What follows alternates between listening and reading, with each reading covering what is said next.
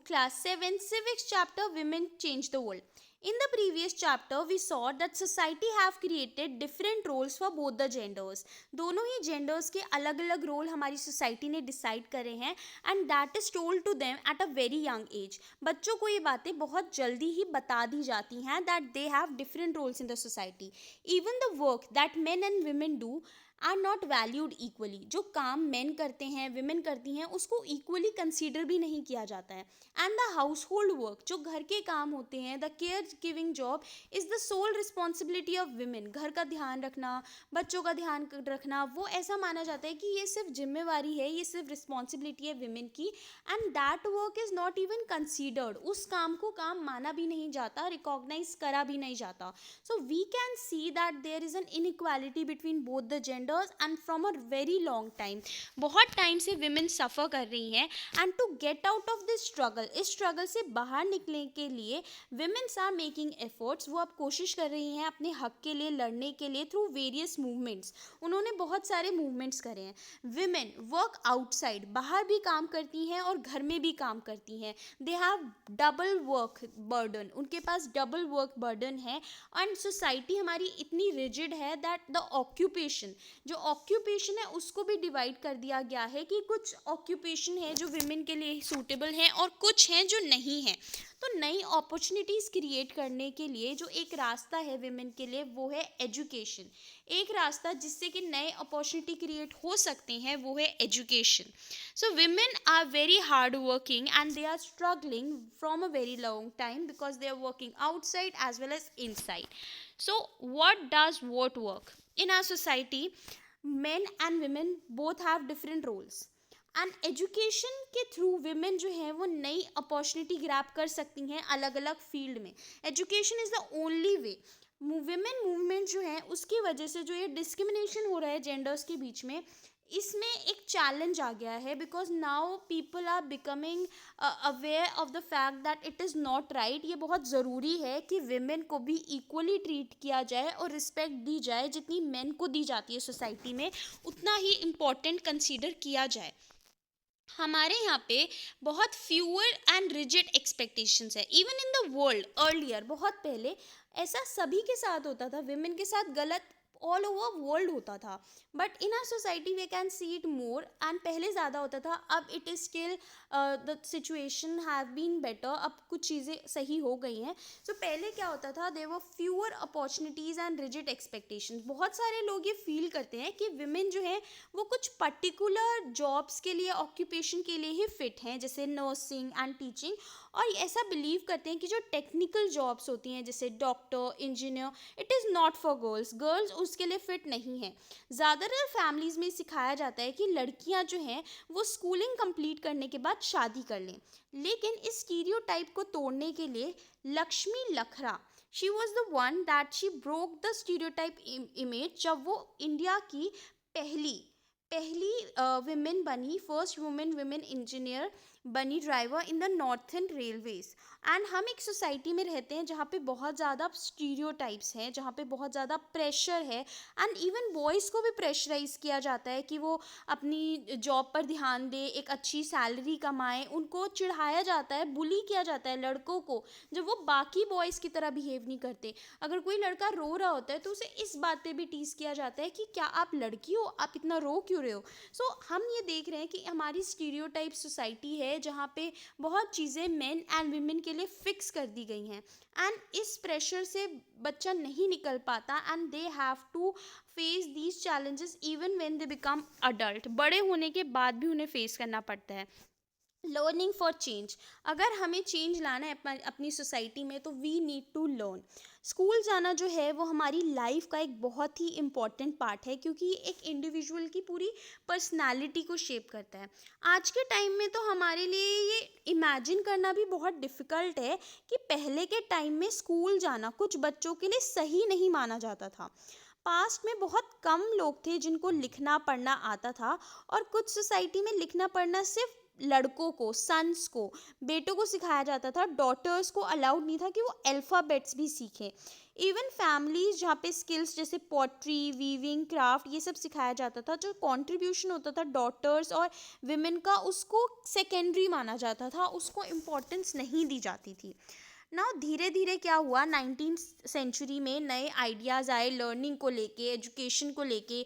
अब स्कूल जाना ज़्यादा कॉमन हो गया था, बच्चे सारी कम्युनिटी से स्कूल जाते थे। लेकिन अभी भी लड़कियों के लिए एजुकेशन अभी भी एक ऑपोजिशन बना हुआ था कि लड़कियों के लिए एजुकेशन सही नहीं है। अब क्या हुआ, कुछ लेजेंड्स थे, कुछ पर्सनालिटी थी जिन्होंने ये स्टीरियोटाइप तोड़ा। वो कौन कौन से थे? सबसे पहले रामाबाई। 1890s में रामाबाई ने स्टार्ट किया, सपोर्ट किया विमेंस एजुकेशन का कॉज। वो कभी खुद स्कूल नहीं गई थी, लेकिन उन्होंने पढ़ना और लिखना अपने पेरेंट्स से सीखा। उनको टाइटल दिया गया था पंडिता, क्योंकि वो संस्कृत लिख भी सकती थी और पढ़ भी सकती थी। वो एक मिशन उन्होंने सेट किया खेतगांव में, पुणे के पास खेतगांव में उन्होंने एक मिशन स्टार्ट किया 1898 में, जहाँ पे जो विडोज मतलब जो विधवा औरतें होती थी और जो गरीब औरतें होती थी उनको इनकरेज किया जाता था कि वो ना सिर्फ लिटरेट बने बल्कि इंडिपेंडेंट भी बने, उन्हें किसी और के ऊपर डिपेंडेंट ना होना पड़े। तो उन्होंने अपने एजुकेशन के साथ औरतों को बहुत सारी स्किल्स भी सिखाई, जैसे carpentry, printing press. So she was a legendary personality. Next is Rokeya Sakhawat Hussain. So she learned English from her elder brother. अपने बड़े भाई से उन्होंने इंग्लिश सीखी और अपनी बड़ी बहन से। ये इसके बावजूद कि उनकी फैमिली ये चीज़ अपोज करती थी, एंड फिर भी वो क्या चाहती थी कि वो एक फेमस राइटर बने। सो उन्होंने पहले से, उनको उर्दू तो आती थी पढ़नी लिखनी, लेकिन उनको रोका गया कि वो बांग्ला और इंग्लिश ना सीखें। उन दिनों में इंग्लिश को देखा गया था कि इंग्लिश एक ऐसी लैंग्वेज है, एक ऐसी भाषा है जिससे कि लड़कियों को नए आइडियाज़ के तरफ एक्सपोजर मिल जाएगा, जो कि उनके लिए सही नहीं है। लेकिन उसके बावजूद इतना ज़्यादा लोग उनके अगेंस्ट गए, उनकी फैमिली भी उनका साथ नहीं दे रही थी, इवन हर फैमिली, बट फिर भी she learned English and Bangla. उन्होंने सीखी English and Bangla. Next is rush Sundari Devi. So rush सुंदरी देवी जो थी वे बंगाल की थी, और वो पहली इंडियन विमेन थी जिन्होंने अपनी ऑटोबायोग्राफी लिखी थी, जिसका नाम था अमर जीवन। अमर जीवन उसका नाम था। एंड उनकी जो बुक थी वो ऑटोबायोग्राफी थी। एंड वसुंधरा देवी जो थी वो एक हाउसवाइफ थी, शी वॉज अ हाउसवाइफ, और बहुत ही रिच लैंडलॉर्ड फैमिली से थी वो।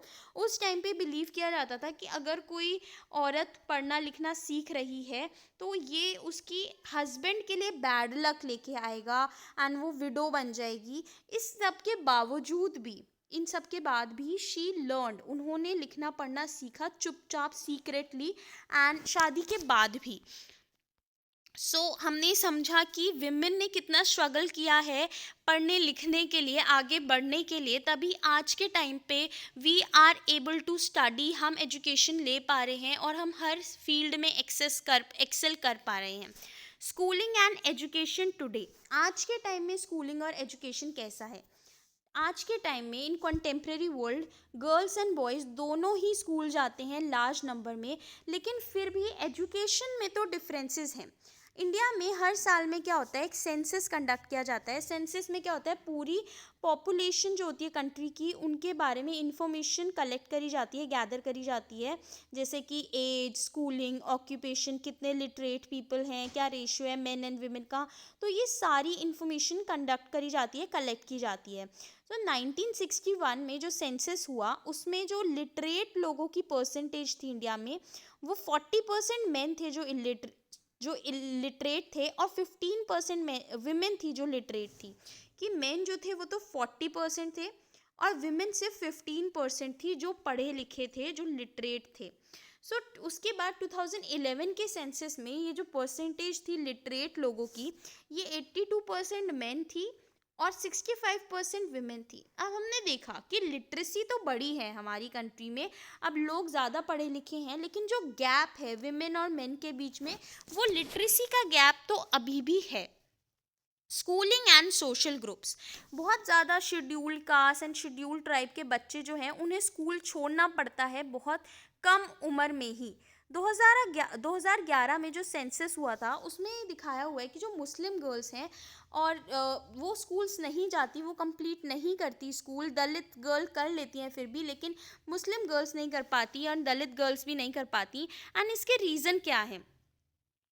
मैनी रीजंस, जैसे कि टीचर्स और स्कूल का प्रॉपर ना होना, ट्रांसपोर्टेशन की फैसिलिटी ना होनी, एजुकेशन बहुत महंगी होनी, टीचर्स का एटीट्यूड अजीब होना एंड पेरेंट्स का ध्यान ना देना, ये सारे रीजंस हैं। एंड अब स्कूलिंग बच्चों की हम देख सकते हैं कि सोशल ग्रुप्स में भी, कि कुछ सेक्टर्स जो थे हमारी सोसाइटी के, कुछ लड़कियां जो थी वो एजुकेशन ग्रैब नहीं कर पाती थी properly. Now women started movement, women ने अपने हक के लिए लड़ा, विमेन ने इंडिविजुअली और कलेक्टिवली स्ट्रगल किया ताकि हमारी सोसाइटी में चेंजेस आ सकें, और इसी को हम बोलते हैं women movement. Women have individually and collectively struggle to bring about changes, this is called women's movement.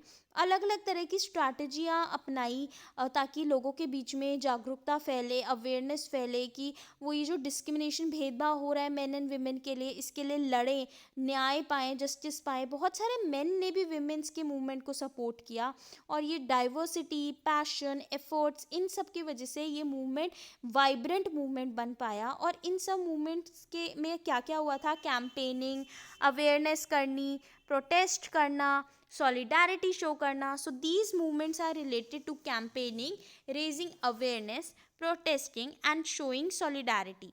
Now campaigns क्या होते हैं? कैंपेन्स एक्टिविटीज़ होती हैं जो करी जाती हैं to fight against something, to achieve something. तो कुछ तो सक्सेसफुल कैंपेन्स हैं वो करे गए थे विमेंस मूवमेंट के, जैसे सुप्रीम कोर्ट के अंदर फॉर्मुलेट की गई थी गाइडलाइंस 1997 में, जिससे कि विमेंस को प्रोटेक्ट किया जाए from sexual harassment at the work place and with in educational institution, कि जहाँ पे भी विमेन काम कर रही हैं उनके साथ कोई सेक्सुअल हैरेसमेंट ना हो, उनको प्रोटेक्ट करने के लिए गाइडलाइंस आई थी 1997 ने, जो कि सुप्रीम कोर्ट ने फॉर्मुलेट करी थी कि किसी भी एजुकेशनल इंस्टीट्यूट में, वर्क प्लेस में विमेन के साथ कुछ गलत नहीं होना चाहिए। रेजिंग अवेयरनेस, लोगों के बीच में अवेयरनेस, जागरूकता फैलाना ताकि सबको रियलाइज हो that they are facing and they need to fight. तो एक इम्पॉर्टेंट पार्ट है विमेंस मूवमेंट का कि लोगों को अवेयर करना, उनके राइट्स, उनके हक के बारे में बताना, स्प्रेड करना ये चीज़। और किस किस कैसे कर सकते हैं spread? Through street plays, songs, public meetings, ये सारे तरीके हैं। प्रोटेस्टिंग, विमेन प्रोटेस्ट भी कर सकती हैं, they can go into streets में जाके बता सकती हैं कि वो किस चीज़ के लिए लड़ रही हैं। सो विमेंस मूवमेंट के अंदर वॉइस रेज करी जाती है अगर कुछ भी विमेन के साथ गलत होता है। फॉर एग्जांपल, जब लॉ या पॉलिसी उनके इंटरेस्ट के अगेंस्ट में आती हैं तो वो रैलीज निकाल सकती हैं, डिमॉन्स्ट्रेशंस कर सकती हैं, जो कि एक बहुत पावरफुल तरीका है लोगों की अटेंशन ग्रैब करने का और दिखाने का कि क्या इनजस्टिस हो रहा है सोसाइटी में। Now showing solidarity is unity, कि विमेन मूवमेंट जो है वो सॉलिडारिटी दिखाना भी बहुत ज़रूरी है कि सब एक दूसरे के लिए खड़े हों, एक वुमेंस के लिए, कॉज के लिए। For example, celebrating international women's day, ताकि एक दूसरे के थॉट शेयर हो सकें। Thank you for watching this video. Do give it a thumbs up if you like this video. Share with your friends to help them. Comment down below if you have any doubt and subscribe to my channel for more such videos. Thank you.